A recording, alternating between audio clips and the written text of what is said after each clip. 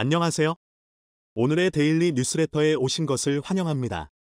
1. 한국 덕분에 아프리카에서 한 나라가 두각을 나타냈습니다. 2. 하나님께서 한국인을 가난한 나라에 보내셨습니다. 3. 한국의 철도 기술이 세계로 뻗어갑니다. 한번 진실을 알아봅시다. 아프리카에서 아무런 존재감도 없었던 아프리카 정중앙에 위치한 작은 나라, 우간다.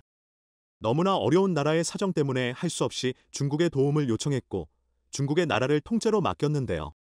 충격적이게도 중국이 우간다를 점령하자 수년 만에 우간다는 아프리카 내에서 가장 못 사는 나라로 전락해버리고 말았습니다. 이에 제대로 화가 난 우간다 국민들은 결국 최근 몇 년 전부터 중국을 몰아내기 시작했고 대신 한국을 선택했습니다. 자, 그런데 한국이 우간다에 상륙하자마자 놀라운 변화가 일어났습니다. 5천만 우간다 국민들은 코리아 메인 메아크인 유겐다. 한국이 우간다에서 기적을 만들었다 라고 외치며 한국에 열광하기 시작했습니다. 우간다인들뿐만이 아닙니다. 아프리카에서 가장 못 살던 우간다가 한국 덕분에 순식간에 아프리카 최강국 1위로 급부상하자 다른 아프리카 국가들도 한국의 나라를 통째로 맡기겠다며 난리가 나버렸는데요. 도대체 한국이 무슨 마법을 부렸길래 이렇게 놀라운 변화가 일어났는지, 도대체 얼마나 변했길래 이렇게까지 난리가 난 것인지. 사람들은 아프리카를 검은 대륙이라 부릅니다. 영국의 탐험가 헨리 스텔리는 19세기 말 아프리카를 탐험하고 돌아와 쓴 책의 제목을 암흑대륙이라고 붙였습니다. 개발되지 않은 미개척의 땅, 문명의 그림자에 갇힌 세계. 그래서 어둡게 느껴지는 대륙, 극심한 기아와 오랜 내전으로 얼룩지고 에이즈와 에볼라, 말라리아 같은 무서운 질병이 도사리는 검은 땅. 검은 대륙, 아프리카 내에서도 우간다는 가장 못 사는 국가로 전락해버렸습니다. 바로 중국 때문에 말이죠. 중국이 제시한 불공정한 대출 조항을 받아들이지 말았어야 했다. 얼마 전 마티아 카사이아 우간다 재무장관은 의원들 앞에서 고개를 숙였습니다. 최근 경제가 어려워져 중국에 빌린 돈을 갚지 못해 대출금으로 지은 공항이 중국에 넘어갈 위기에 처했기 때문이었습니다. 2년 전만 하더라도 중국의 자산을 뺏길 일은 절대 없다 라며 자신만만하던 그는 이날 얼굴을 들지 못했습니다. 얼마 전 우간다 정부는 우간다의 유일한 국제공항인 엔테베 공항을 확장하기 위해 중국 수출입은행에서 2억 달러, 약 2,400억 원을 빌렸습니다. 중국이 야심차게 추진하는 1대1로 육상 해상 실크로드 사업의 일환이었습니다. 하지만 채무를 상환하지 못하면서 불공정한 조항이 드러났습니다. 중국이 개발도상국을 빚더미에 앉게 해 주요 자산을 빼앗아 간다는 비판이 나오는 이유입니다. 결국 터질 것이 터져버렸습니다. 5천만 우간다 국민들은 중국 몰아내기 운동을 전방위적으로 펼치기 시작했습니다. 우간다 수도 캄팔라에서 수백 명이 중국 상인의 철수를 요구하며 시위를 벌였다고 AP통신이 보도했습니다. 이들은 중국 상인들이 현지 업체와 불공정 경쟁을 한다라며 우간다에서 나가라고 촉구했습니다. 이들은 우간다에 진출한 중국 상인들이 큰 손 투자자로 여겨지지만 결국 소규모 사업체를 설립해 현지 소상인의 이권을 침해한다고 말했습니다. 중국의 만행은 이뿐만이 아니었습니다. 중국은 우간다를 뇌물로 뒤덮인 나라로 만들고 있었던 것이 최근 밝혀졌습니다. 중국 기업들이 우간다에서 사업 수주를 위해 뇌물을 뿌리고 경쟁사인 한국 기업들에 대한 악의적인 소문을 퍼뜨렸다는 혐의가 드러났습니다. 10일 관련 업계에 따르면 요에리 무세베니 우간다 대통령은 캄팔라 진자 고속도로 사업에서 중국 국영기업인 중국교통건설 CCCC를 배제하라고 명령했습니다. 이 프로젝트는 캄팔라와 진자 사이에 95km의 유료 고속도로를 건설하는 민관협력 사업 PPP입니다. 총 사업비는 10억 달러 규모입니다. 중국교통건설은 지난해 입찰 과정에서 수주 가능성을 높이기 위해 뇌물을 제공한 혐의를 받고 있습니다. 특히 중국교통건설은 경쟁사에 대해 허위 사실을 유포했다는 의혹을 샀습니다. 논란이 커지자 무세베니 대통령까지 나서 우간다 공공사업부에 중국교통건설과 계약을 맺어서는 안 된다고 주문한 것입니다. 무세베니 대통령은 캄팔라 진자 고속도로 사업에 부패 요소를 받아들일 수 없다고 결정했다라며 의심되는 사항이 있거나 현재 조사가 진행 중인 업체를 선정해서는 안 된다라고 강조했습니다. 그러면서 그동안 중국 기업들이 우간다 고위 관료들과 뒤에서 몰래 손을 잡고 우간다를 부정부패가 득실거리는 나라로 만든 것에 대해 크게 분노했습니다. 중국이 우간다를 지배한 뒤 우간다는 1인당 국내 총생산 GDP 약 710달러의 극저소득 국가로 전락하고 군사 쿠데타와 격렬한 내전, 제노사이드, 집단 대학살, 독재자의 장기 집권 등으로 나라가 완전히 망가질 대로 망가져 버렸습니다. 자, 그런데 우간다가 중국을 몰아내고 한국의 나라를 통째로 맡기는 파격적인 결단을 내리면서 기적이 일어났습니다. 가장 먼저 일어난 놀라운 변화는 바로 얼마 전까지만 해도 식량 부족으로 인구 절반 이상이 배고픔과 하루하루 싸우고 있었는데 한국이 상륙한 지 얼마 지나지 않아 갑자기 식량이 넘쳐나며 우간다 5천만 국민 모두가 배불리 지내게 되는 마법이 일어났습니다. 우간다에서 쌀 농사를 짓는 우간다인 A씨는 한국산 통일벼를 우간다에 심었더니 수익성이 3배나 증가했다라며 한국 덕분에 부자가 됐다고 기뻐했는데요. 한국이 우간다 기후에 맞춰 새롭게 만든 통일벼는 아프리카인 입맛에도 딱 맞고 수확량이 대폭 늘어났을 뿐만 아니라 요리할 때 물과 기름이 훨씬 적게 들어가 물과 기름이 부족한 아프리카에서 폭발적인 인기를 얻고 있습니다. 한국의 농진청은 여기서 안주하지 않고 가뭄, 염분, 병해충 등의 강한 품종과 빨리 심어 빨리 수확할 수 있는 조생종 품종 등도 적극적으로 개발해 나가겠다라면서 아프리카 벼 개발 파트너십을 통해 아프리카의 벼 생산성을 25% 이상 끌어올릴 계획이라고 밝혔습니다. 농촌진 흥청 KOPIA 우간다 센터 박태선 64 소장이 K농업 기술을 통해 현지 주민들이 겪고 있는 농업 문제점을 해결하고 이를 통해 우간다 식량 안보와 농가 소득 향상에 이바지할 수 있다는 건 큰 기쁨이라고 밝혔는데요. 박 소장은 지난달 22일 나이로비 현지에서 가진 인터뷰를 통해 우간다는 아프리카의 진주로 불리우는 곳으로 이곳 사람들은 한국의 농업 기술에 대한 높은 신뢰를 보내고 있다라며 이같이 말했습니다. 박 소장은 현지 농업인, 농업 분야 공무원들로부터 오렌지 농사를 살려놓은 은인으로 통합니다. 오렌지가 우간다 농업 분야에서 차지하는 비중은 상당합니다. 한국의 감귤 농사 그 이상입니다. 2040년 목표로 추진되고 있는 우간다 농업 분야 전략 계획 우선순위 작물로 분류될 뿐만 아니라 중요 수출 작물로 인기가 높습니다. 하지만 최근 5년 새 우간다 정부는 오렌지 문제로 골머리를 앓았습니다. 오렌지 과수원의 원인 모를 병이 확산하면서 같은 시기 겹친 가뭄으로 1만 2천여 재배 농가의 생산 수량이 50% 이상 급감했기 때문입니다. 정부 차원의 조사가 실시됐지만 원인을 파악하는 데는 한계가 있었습니다.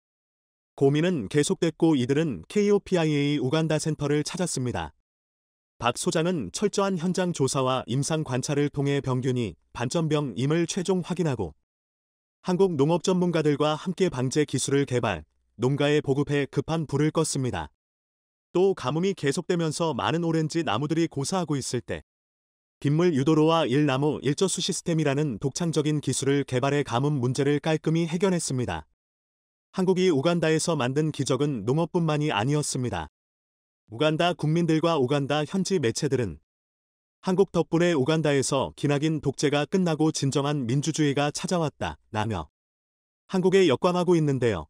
바로 한국이 우간다에 전자투표 시스템을 제공해 주었기 때문입니다.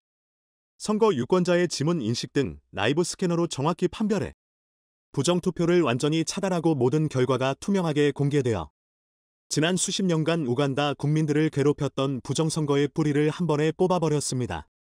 이렇게 짧은 시간 내에 엄청난 변화를 느낀 우간다는 결국 한국의 모든 것을 맡기기로 하는 파격적인 결단을 내렸습니다.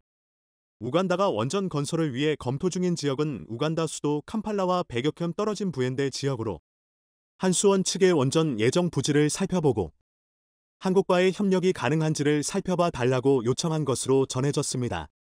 앞서 미국과 중국, 러시아 기업 등과 접촉했지만 모두 퇴짜를 놓았고 한국을 선택한 것으로 알려졌습니다. 업계에서는 우간다 원전 건설에 드는 비용이 운영 비용 제외 순수 90억 달러에 달할 것이라고 보고 있습니다. 우간다의 모든 도로도 한국과 완전히 똑같이 만들겠다는 파격적인 결단을 내렸습니다. 한국도로공사 사장 이강래는 민간기업인 경동엔지니어링과 함께 컨소시엄 팀 커리어를 구성. 우간다 정부가 발주한 우간다 고속도로 개발 마스터플랜 컨설팅 사업을 수주했다고 밝혔습니다. 사업 범위는 미래 고속도로망 구상 사업 우선순위 결정, 고속도로 법체계 적립 정부 공무원 기술교육 등으로 이뤄져 있으며 한국도로공사와 경동엔지니어링의 전문가 27명이 참여합니다. 한반도와 비슷한 면적 24만 1000km에 13만 km의 도로망과 600km의 고속도로망을 가지고 있으며 향후 20년간 2만 km의 도로망 확충 계획을 준비하고 있는데요. 우간다 정부 관계자들은 한국처럼 미래형 국가로 거듭나고 싶다. 한국의 도로를 우간다에 그대로 복제해달라 요청한 것으로 전해졌습니다. 우간다 금융시장도 한국이 장악했습니다. 바로 한국의 새마을금고가 우간다에 최초로 진출해 우간다 국민들로부터 열광을 받고 있는데요. 금융에 대한 개념도 제대로 안착되지 않았던 우간다에서 새마을금고는 설립 1년 만에 금융협동조합으로 성장했고 우간다 현지 회원들 수천 명을 모집, 1,400만 실링의 순이익을 달성해 우간다 현지인들에게 막대한 돈을 배당해준 것으로 알려지면서 우간다 국민들은 열광하고 있습니다. 과거 한국의 새마을금고 임직원이 동네 골목을 누비며 회원을 찾아다니며 10원, 100도 마다하지 않고 파출 수납하며 성장한 것처럼 우간다 새마을금고 또한 집집마다 찾아다니며 회원가입과 저축을 독려하고 함께 잘 사는 공동체를 만들어 간 것입니다. 불과 몇 년 전만 해도 우간다 여성들이 금융기관에서 본인의 이름으로 된 통장을 가진다는 것은 상상조차 하기 힘들었습니다. 마사카 마을에 거주하는 테레자 할머니는 새마을금고를 통해 생애 최초로 저축 계좌를 개설했습니다. 이제 그녀는 그 누구보다 열정적으로 새마을금고를 지원하고 있습니다. 마을 주민 누구나 새마을금고가 무엇인지 알고 있고 새마을금고는 우간다 농촌 빈곤층의 삶을 변화시켜 나가고 있습니다. 2018년 10월 우간다 농촌 지역 마을 주민 30명에서 시작한 새마을금고는 어느새 7,000명이 넘는 취약계층에 금융 서비스를 제공하고 있으며 빈곤 감소와 지역사회 개발에 1등 공신으로 활약하고 있습니다. 이 소식이 우간다 5천만 국민들 사이에서 일파만파 퍼졌고 이들은 한국에 더욱더 열광하기 시작했습니다. 미래에 대한 희망을 한국에서 찾고 있어 외신까지 크게 놀라워하고 있습니다. 이런 모습에 중국 언론들은 분통을 터뜨렸고 한국으로 넘어간 케냐 대통령에게 아쉬움을 표하기도 했습니다. 한국과 중국이 어떤 일을 벌였기에 이런 차이가 나온 것인지 자세히 알아보겠습니다. 한국은 그동안 돈보다도 진심을 다해 케냐를 도와준 바 있습니다. 케냐에서는 가뭄 피해가 심각해 아이들이 물을 깃는 일이 일상입니다. 비다운 비가 내린 것은 4년 전이었는데 동아프리카 지역은 40여 년 만에 찾아온 역사상 최장 가뭄으로 상당수가 고통받고 있습니다. 아이들은 커다란 물통을 어깨에 이고 날마다 길게는 약 40km를 걷기도 했습니다. 말라버린 물을 찾아 지하 20m까지 파 내려가는 일도 허다합니다. 해당 작업에는 아이들 13명 이상이 동원되는데 다치는 일도 상당한 것으로 나타났습니다. 한국 정부가 유니세프와 협업해 케냐 곳곳에서 태양광을 활용한 지하수 개발을 진행했기 때문입니다. 올해 완공된 시설에서도 시간당 6세제곱미터에 이르는 지하수를 퍼올리고 있습니다. 이로 인해 근처 마을 6곳 주민 1,400명이 깨끗한 물을 쓸 수 있게 됐다는 설명입니다. 현지 주민들은 과거에는 물이 생기면 낙타에게 가장 먼저 먹이고 그 다음엔 염소, 그리고 마지막으로 사람이 마셨는데 이제는 동시에 마실 수 있어 기쁘다는 반응을 보이기도 했습니다. 가뭄 때문에 떠났던 이들도 지하수가 개발되면서 다시 돌아오고 있는 상황입니다. 마을 이장은 신이 한국을 보내준 것 같다. 우리의 삶을 바꿨다. 미 감격스러워했습니다. 물을 구하느라 공부할 시간이 없던 아이들도 다시 교실로 불러 모으고 있습니다. 지금까지 19개 초등학교와 중학교 2곳에 물 공급 시스템이 연계돼 7,000명 이상의 학생들이 도움을 받고 있는 것으로 나타났습니다. 한국은 700만 달러의 예산을 투입해 99곳에 대한 시추 작업을 실시했습니다. 그리고 50개의 태양광 시설과 20개의 핸드펌프 등 71곳의 지하수 관정을 설치했습니다. 이로 인해 15만 명 이상에게 안전한 물을 전달하고 있는 중입니다. 예전에는 먼 곳에서 물을 가져와야 해 수인성 질병도 많았는데 이젠 깨끗한 물을 마실 수 있다며 고마워하고 있습니다. 아동들의 설사병 발병률 또한 기존 25%에서 5% 이하로 줄어든 것으로 나타났습니다. 케냐 나이로비 남쪽에 있는 종합병원도 한국의 지원으로 운영되고 있습니다. 1996년 가장 하급 의료기관인 진료소로 문을 열었지만 현지인들에게 치료를 잘한다는 소문이 나면서 종합병원으로까지 격상된 것입니다. 하루 내원 환자는 1,000명에 달하며 한국에선 전문 인력 파견이 이뤄지고 있습니다. 현지에서는 이 병원을 코이카 병원이라 부르고 있습니다. 환자가 많아 기다림이 길어도 한국 병원에 가겠다는 이들로 넘쳐나고 있는 상태입니다. 해당 병원 복도에는 현지 어린이가 그린 그림이 걸렸는데 한국 사람이 케냐인을 안아주는 모습과 함께 한국은 케냐를 사랑한다는 문구가 적혀 감동을 줬습니다.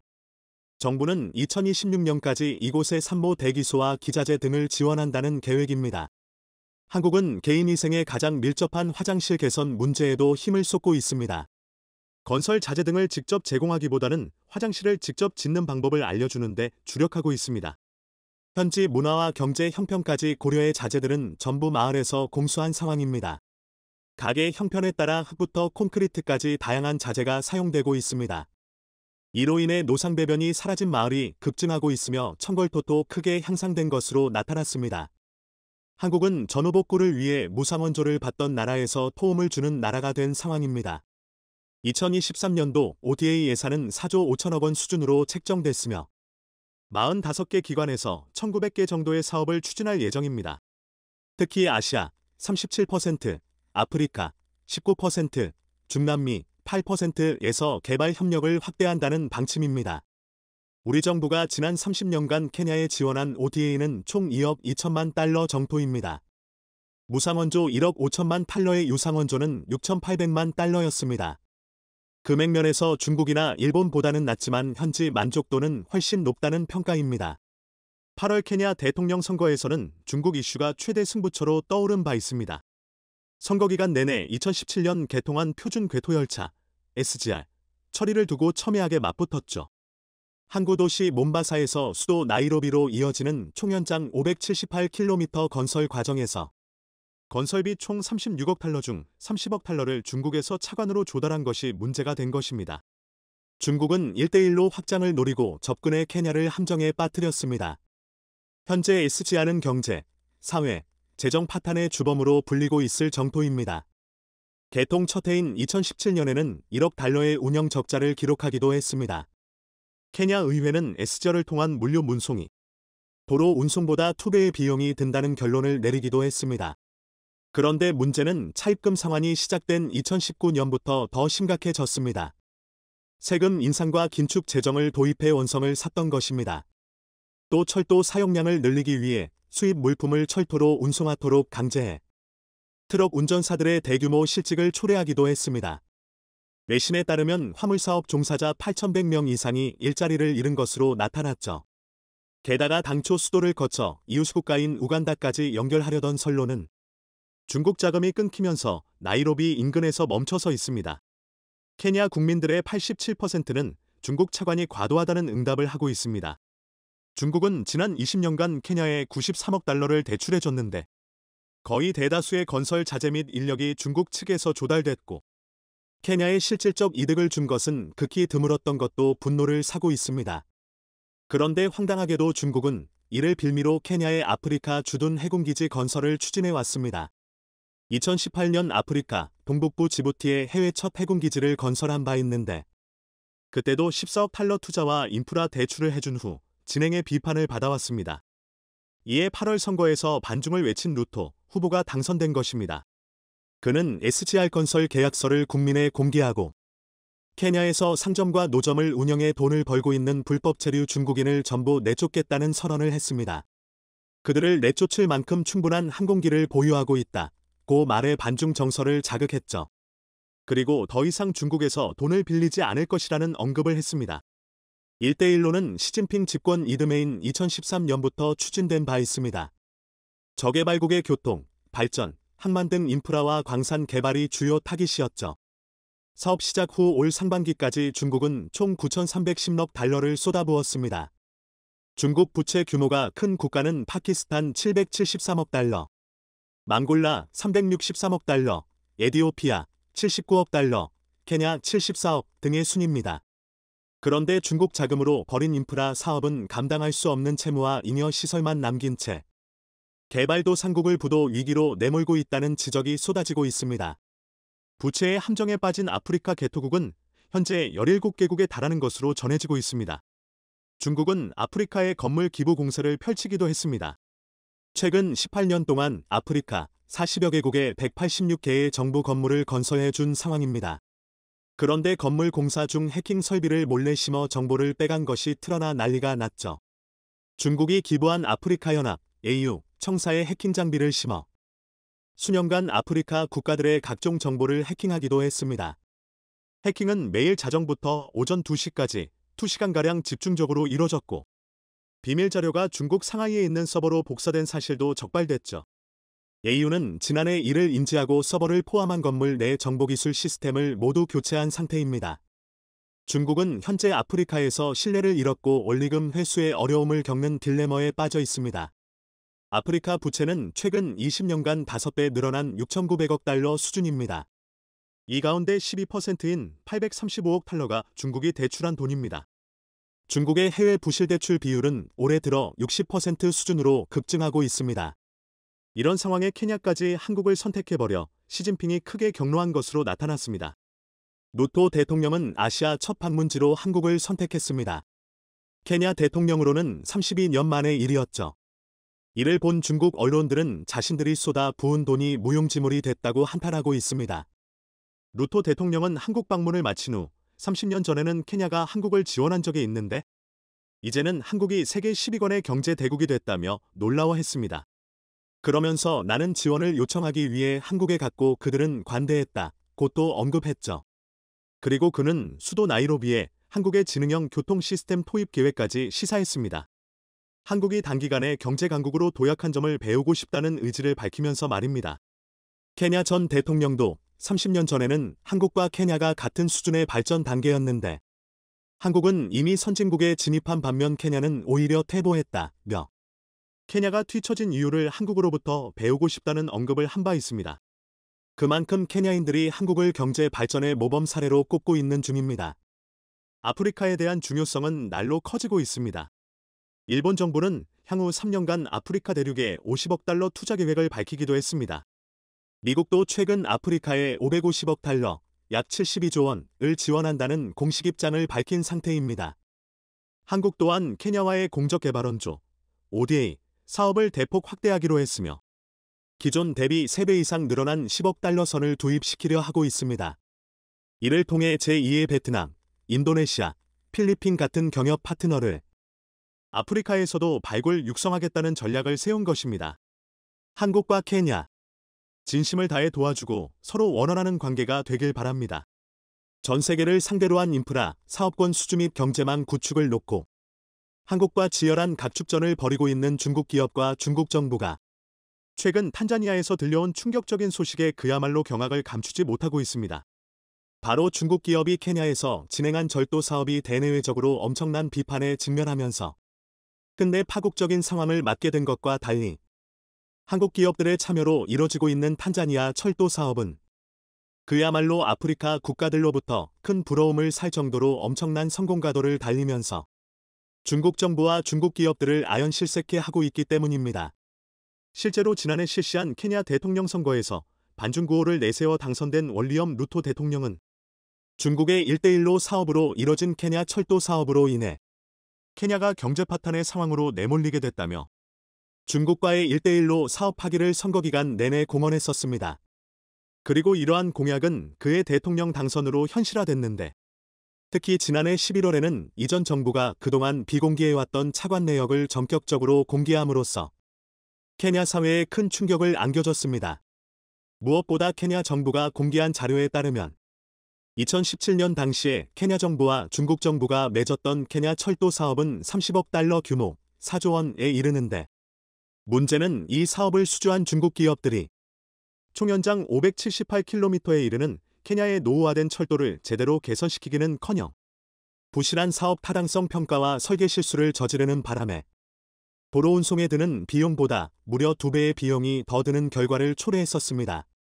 급기야 여러 우여곡절 끝에 중국의 자금으로 건설된 케냐 철도는 운영에 들어간 지 1년 만에 무려 1,100억 원에 달하는 적자를 기록하면서 가뜩이나 폭발 직전이었던 케냐 국민들의 반중 정서에 더욱더 기름을 끼얹는 상황을 연출했었습니다. 때문에 현재 케냐 정부는 물론이고 케냐의 막대한 부채를 떠안게 한 중국 정부로서는 한국 기업 주도로 탄자니아에서 성공적으로 진행되고 있는 철도 사업이 크게 부러울 수밖에 없는 것입니다. 실제로 최근에도 탄자니아에서 한국과 독일로부터 들여온 열차를 통해 탄자니아 경제 발전이 한층 더 탄력을 받게 됐다는 주요 외신들의 특집 보도가 쉴 새 없이 터져 나오면서 빚더미 사업이라는 오명을 얻을 정도로 1대1로 사업으로 인해 연일 국제적인 망신을 사고 있는 중국 정부를 더욱더 궁지로 내몰고 있는 상황입니다. 이와 관련해 독일의 철도 매체인 롭 리포트는 오늘날 철도 부설을 기반 삼아 경제 성장에 박차를 가하고 있는 탄자니아 정부가 이를 위해 한국과 독일에서 제작된 열차를 속속 도입함으로써 아프리카 각국으로부터 큰 부러움을 사고 있다며 이를 대대적으로 보도했습니다. 먼저 이 매체는 거두절미하고 오늘날 아프리카 국가 중에서 가장 놀라운 경제 성장을 달성하고 있는 탄자니아가 자국의 경제를 한 단계 더 도약시키기 위해 장장 4,000km에 달하는 철도 개발 프로젝트를 한창 벌여나가고 있다고 보도했습니다. 이는 탄자니아 정부가 지난해 기준으로 아프리카의 평균 경제 성장률 3.8%보다 훨씬 높은 5.2%의 경제 성장률을 달성한 자신감으로 경제 발전의 밑바탕인 철도 부설에도 적극적으로 나서고 있다는 것입니다. 그러면서 독일 매체는 탄자니아 정부가 이를 위해 탄자니아 국토를 횡단하는 국제표준궤 철도 SGR 부설을 모두 6단계로 나누어 진행하고 있다고 보도했습니다. 실제로 독일 매체가 공개한 지도를 보면 현재 탄자니아 정부가 진행하는 철도 부설 사업을 쉽게 이해할 수 있습니다. 먼저 탄자니아 항구 도시인 다르에스 살람과 탄자니아 내륙 도시인 모로고로를 이어주는 1단계 표준궤 철도 부설은 올해 4월 말에 공사가 완료됐고 시운전은 오는 7월에 들어갈 예정입니다. 그리고 모로고로와 마쿠투포라를 연결하는 2단계 철도 부설은 현재까지 93%의 공정률을 보이고 있습니다. 또한 마쿠토포라와 타보라를 연결하는 3단계 사업과 타보라와 르사카를 연결하는 4단계 사업은 아직까지 설계 단계에 있고 르사카와 무안자를 연결하는 5단계 사업은 31%의 공정률을 보이고 있습니다. 마지막으로 탄자니아의 르사카와 르완다 수도인 키갈리를 연결하는 6단계 사업은 현재까지 검토 단계에 있는 것으로 나타나 있습니다. 특히 1단계 사업의 시작점인 다르에스 살랍과 2단계 사업의 핵심이자 탄자니아 수도인 도도마를 연결하는 표준궤 전도부선 사업이 조만간 완료되면 기존에 10시간이 걸리던 이동시간이 3시간으로 단축된 것으로 전망된다는 점입니다.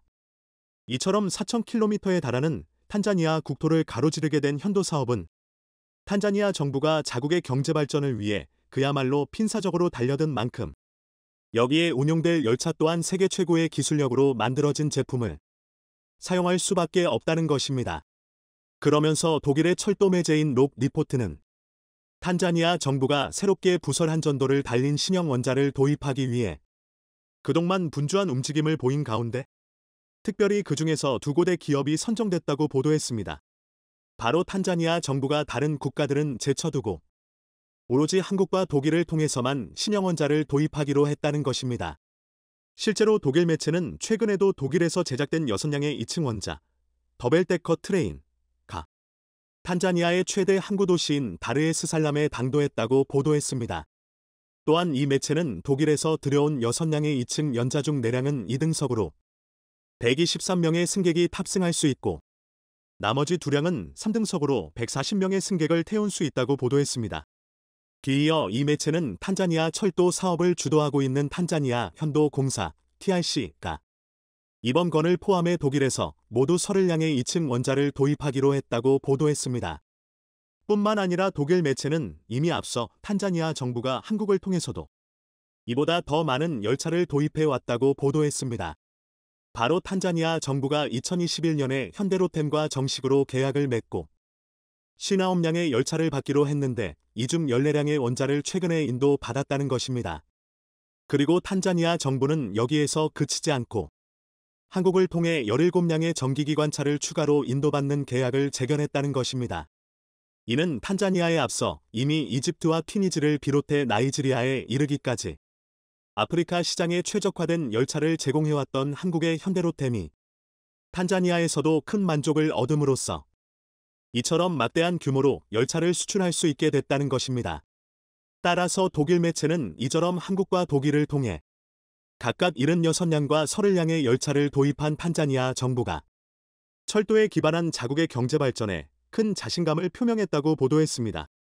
탄자니아 교통부 장관은 자국 정부가 탄자니아 철도공사 TRC를 통해 국가 경제를 증진하고 사회 전반의 발전을 위해 철도 운송 서비스를 제공할 수 있도록 현대식 철도인 국제표준궤 철도 SGR 건설을 빠르고 효율적으로 완료할 것으로 기대하고 있다고 말했다.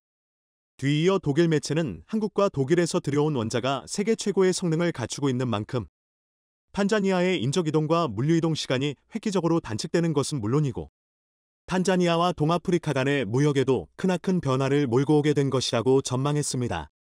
이는 당장 탄자니아 정부가 추진하는 표준궤 연도 사업 구간 중 1단계와 2단계 노선 546km 구간에 투입될 현대로템의 전기기관차와 전동원자만 하더라도 국제표준궤 규격 1435mm에 맞춰 제작된 만큼 기존의 시속 30에서 40km로 달렸던 탄자니아의 다른 원자와 달리 160km까지 속도를 올릴 수 있고 이는 결과적으로 승객과 화물의 운송 시간을 대폭 줄일 수 있다는 것입니다. 그리고 이 상황에서 더 흥미로운 것은 탄자니아 정부가 원자 도입 사업뿐만 아니라 철도 부설 및 유지관리 보수 사업에도 우리 기업을 적극적으로 참여시켜 왔다는 점입니다. 바로 앞서 소개했던 탄자니아의 국제표준궤 전도 부선 사업만 하더라도 2017년부터 한국의 철도 기업인 코레일이 설계감리와 시공감리를 포함한 사업관리 전반에 대해 컨설팅을 진행해 왔기 때문입니다.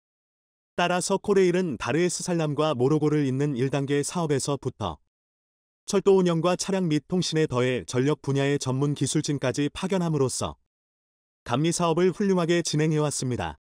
뿐만 아니라 지난해 7월에는 탄자니아 철도의 운영유지보수 자문 사업에 코레일이 참여하는 계약을 체결한 데 이어 올해 4월에는 탄자니아 철도공사 직원들이 직전 한국을 방문해 한국의 철도 운영 시스템을 배워가는 모습까지 연출함으로써 가히 탄자니아 철도 사업이 한국에 의해 주도되는 듯한 인상을 심어주기도 했습니다. 결국 탄자니아에서 이뤄지고 있는 이 같은 상황은 단 한 번의 속임수나 얕은 꾀 없이 한 번 맺은 거래를 기필코 성공시키기 위해 치열한 노력을 펼쳐왔던 우리 기업들의 승부수가